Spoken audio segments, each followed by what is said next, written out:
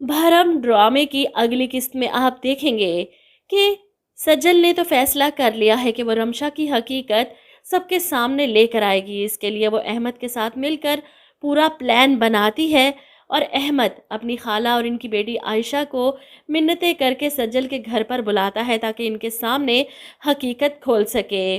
अब इधर रमशा जो आयशा को बार बार फ़ोन कर रही थी, अगर आयशा इसे बता देती सब कुछ तो शायद रमशा पहले से चौकन्नी हो जाती और अपना पोल ऐसे ना खोलती।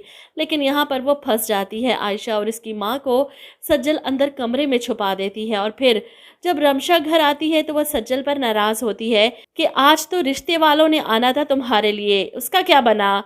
या फिर तुमने फिर से कोई ड्रामा करके इन रिश्ते वालों को भगा दिया, या हो सकता है तुम्हारा कोई चक्कर उनके सामने आ गया हो जो वो नहीं आए। सज्जल इसकी बातें तो सुन रही है। ऐसे में अहमद की मुंतजिर जो इस वक्त अंदर आता है और अहमद को देखकर रमशा हैरान, तुम यहाँ पर क्या कर रहे हो? अहमद रमशा की हकीकत सबके सामने खोलता है। रमशा जिसे लगता है कि घर पर कोई भी नहीं, ना अम्मी और ना ही कोई और, सज्जल और अहमद ही हैं बस, इसलिए वो खुलकर बोलती है, अहमद और तुम्हारे बीच में क्या चल रहा है?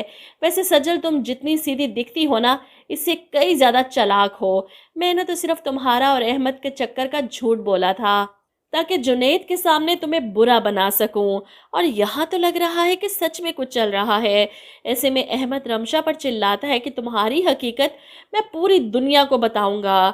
जवाब में रमशा मुस्कुराते हुए कहती, मुझे कोई फ़र्क नहीं पड़ता। और वो आयशा एक नंबर की बेवकूफ़, इसके नाक के नीचे से इसके मंगेतर को उड़ा ले गई मैं, और इसे पता ही नहीं चला। अंदर खड़ी आयशा और इसकी माँ हैरान परेशान। वहीं रमशा की माँ भी ये सब सुन रही थी। एकदम से बाहर आ जाते हैं सब और रमशा घबरा जाती है इन सबको देखकर। इसे अंदाज़ा नहीं था कि सज्जल इसके खिलाफ ये खेल खेल सकती है।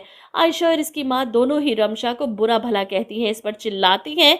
इसकी इस हरकत पर इसे खूब बातें सुनाई जाती हैं और रमशा जिसे सच सामने आने के बाद भी कोई फ़र्क नहीं पड़ने वाला।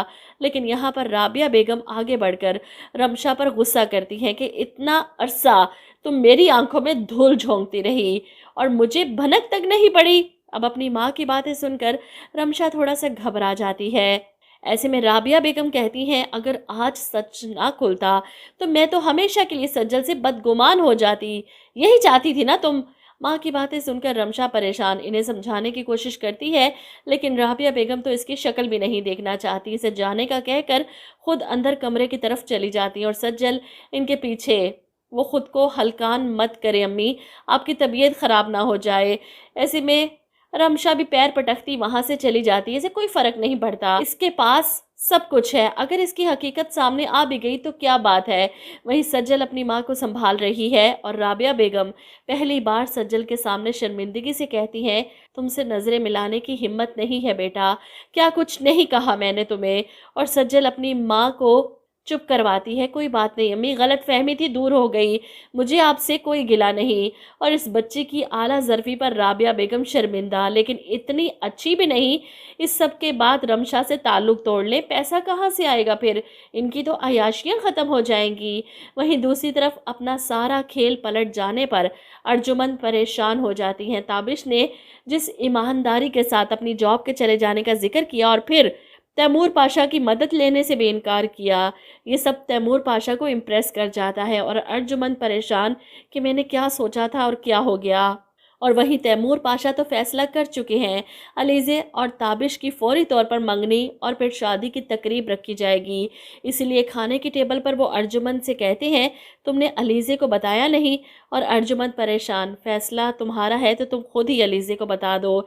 ऐसे में पाशा अपनी बेटी से कहते हैं कि तुम्हारी और ताबिश की शादी के लिए तैयार हूँ, मंगनी इस संडे को। ये सुनकर तो अलीज़े खुशी से अपने बाप के गले लग जाती है।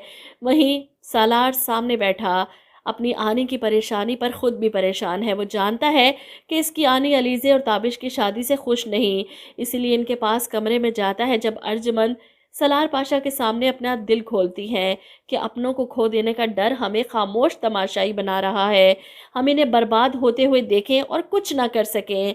ऐसे में सलार भी एग्री करता है कि अंकल अलीज़े की शादी ऐसे लड़के के साथ करने पर कैसे राज़ी हो सकते हैं। जिस पर अर्जुमंद अपना फ़ैसला सुनाती हैं कि मैं اپنی بیٹی کی زندگی کو تماشا بنتے ہوئے نہیں دیکھ سکتی۔ ان کا سارا کھیل تو ختم ہو گیا اور مجھے لگتا ہے وہ پھر سے کچھ ایسا کرنے کی کوشش کریں گی کہ علیزے اور تابش کی شادی نہ ہو سکے۔